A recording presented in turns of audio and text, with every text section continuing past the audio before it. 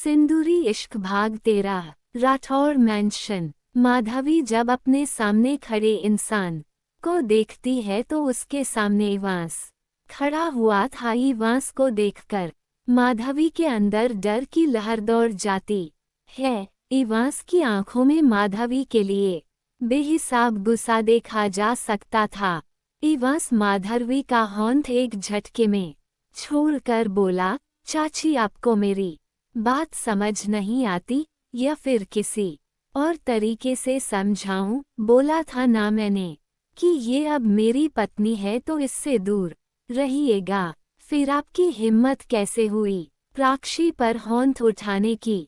माधवी ने इवांस से डरते हुए बोला, इवांस क्या अब तुम्हारे लिए अपनी फैमिली से भी ज्यादा इम्पोर्टेंट ये लड़की हो गई? ये जानते हुए भी कि हमारा ध्रुव इस लड़की को बचाने के चक्कर में मरा है, तब भी तुम इसका साइड ले रहे हो।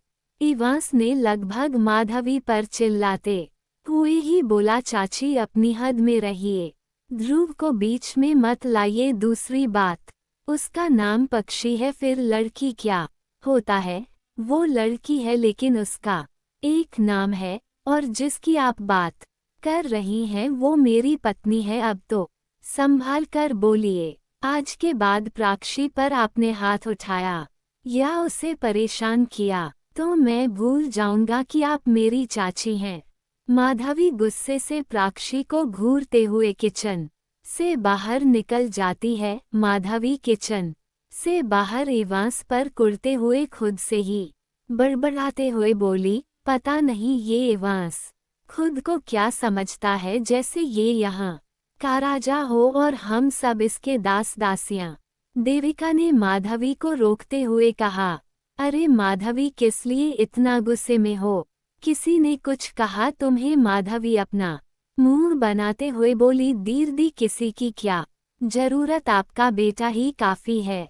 देविका ने माधवी से बोला, अब ऐसा भी क्या बोल दिया इवांस ने तुम्हें जिस वजह से इतनी भड़की हुई हो तुम? माधवी ने कहा, आपकी वो बह है ना, आपका बेटा, उसके खिलाफ कहाँ कुछ सुन सकता है? मुझे तो समझ नहीं आता, ऐसा क्या उस लड़की ने इवांस पर जादू कर दिया है जो इवांस उसके खिलाफ एक भी शब्द नहीं सुन सकता? आपकी बहू सच में अपने आप को इवांस की बीवी समझने लगी है। सफेद रंग से गुलाबी रंग में आ गई है। उसने रंगीन कपड़े पहने हुए हैं। माधवी की बात से देविका गुस्से में भर जाती है। देविका ने गुस्से में कहा, उसव की इतनी हिम्मत, उसे तो अभी बताती हूँ मैं। माधवी ने देविका को रोकते हुए बोला, ना दीदी, सोचना भी नहीं आप उसे कुछ भी बोलने का। इवांस किचन में ही है, आपकी भी सल्ट कर देगा, क्या फायदा?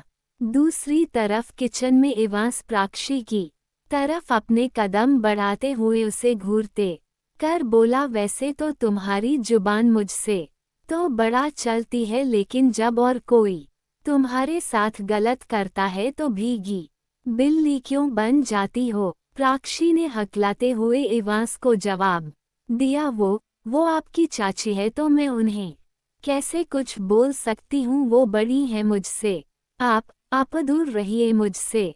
अब तक इवांस प्राक्षी के करीब आ चुका था। उसके और प्राक्षी के बीच में बस कुछ मीटर का ही फासला था। इवांस को अपने इतने करीब देखकर प्राक्षी की दिल की धड़कन शोर करने लगी थी। उसने अपनी साड़ी को अपनी मुट्ठी में भर लिया था। इवांस की नजर प्राक्षी के चेहरे पर से सरकते हुए उसके नीचे की तरफ आ जाती है। इवांस के ऐसे देखने से प्राक्षी को बहुत ज्यादा शर्म आ रही थी।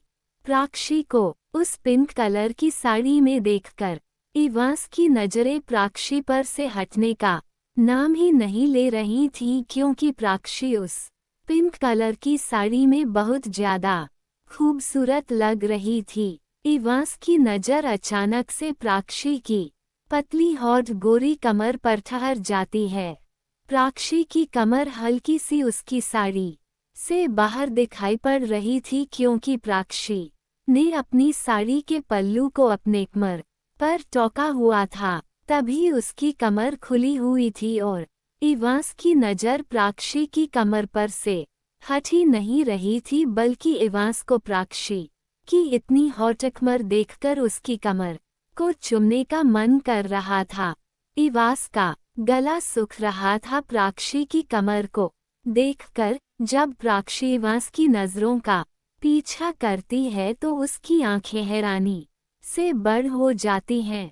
प्राक्षी इवांस की इंटेंस नज़रें अपनी कमर पर बर्दाश्त नहीं कर पा रही थी। उसे इवांस पर बहुत ज्यादा गुस्सा आ रही थी। प्राक्षी अपनी कमर से अपना पल्लू निकालकर अपनी साड़ी को ठीक करके अपनी कमर को जल्दी से ढक लेती है और जल्दी से पलटकर नाश्ता बनाते हुए खुद से बोली, लुच्चा, लफंगा, ठरकी आदमी, देख तो ऐसे रहा है मेरी कमर को जैसे नजरों से ही खा जाएगा। इसका तो सर फोड़ने का मन कर रहा है मेरा। इवांस ने प्राक्षी के कान पर हल्की सी बाइट करके हस्की वॉइस में बोला, मैसेज राठौड़ कर ली मेरी बुराई अपने मन में, वैसे मेरा पूरा हक है तुम्हें देखने का। प्राक्षी जो कि नाश्ता बना रही थी वो इवांस की इस हरकत पर अपनी जगह पर प्रेज हो गई थी। इवांस अपने एक होंठ को प्राक्षी की कमर पर लपेट लेता है। इवांस के टच से प्राक्षी के पूरे शरीर में सिरहन दौड़ जाती है। इवांस जब प्राक्षी को इस तरह से देखता है तो उसके होंठों पर हल्की सी मुस्कान आ जाती है।